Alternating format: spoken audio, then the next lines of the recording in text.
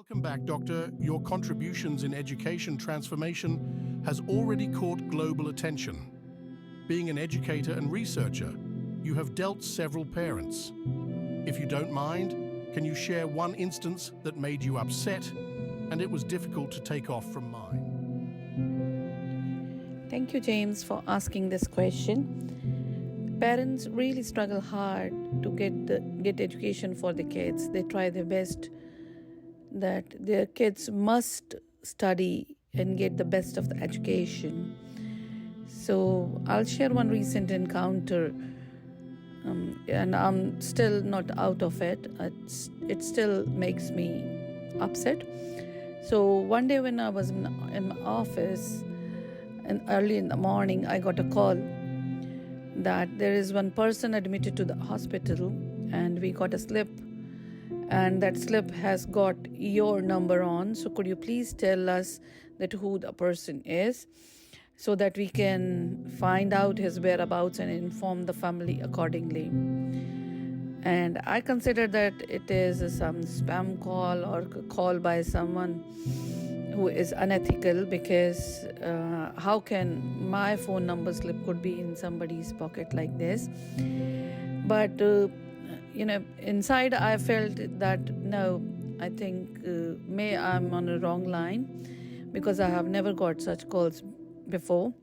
So I rang back, and really the sounds at the behind sounds were of hospital only. And I asked, could you please click the photograph of the person, and so that I can find it out that who the person is.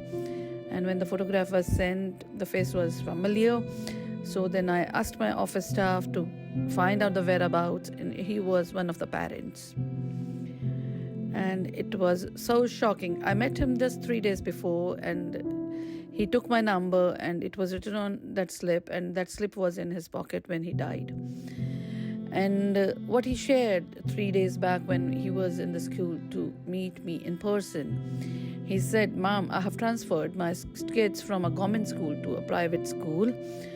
My son was doing already very well in the private school, and I was feeling guilty. So I have brought my daughter this year, and in order to pay the fee, I have taken loan because I am in private job. So after concessions and all the discounts that the school has provided to my child, still the money is the monthly payment is high. So I have taken loan. So I have cleared off all the fee till date, that is from April till October." So he cleared all the dues, and he said that now I'm relaxed because the installment of the loan is less and it is manageable with my monthly income, and that is no more than 10,000 rupees. And that conversation, I took that time when he was alive, I took that conversation as that, okay, see that the parents are working really very hard, so I need to be much more focused towards the growth of the kids, because it is not the easy money that is coming to the school.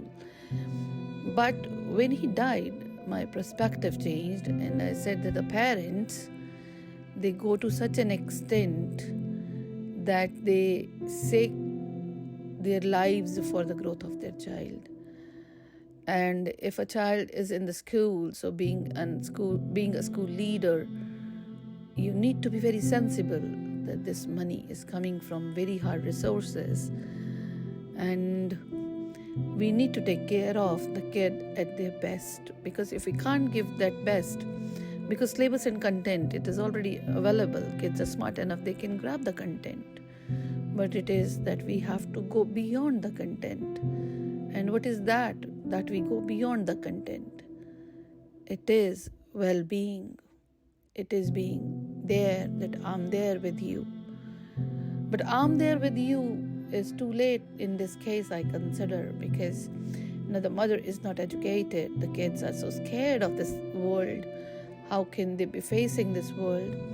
So these things are really very upsetting, and I remained upset for several days that how could such kids be supported, because it's a one case. There are several educators who might be having several cases like that.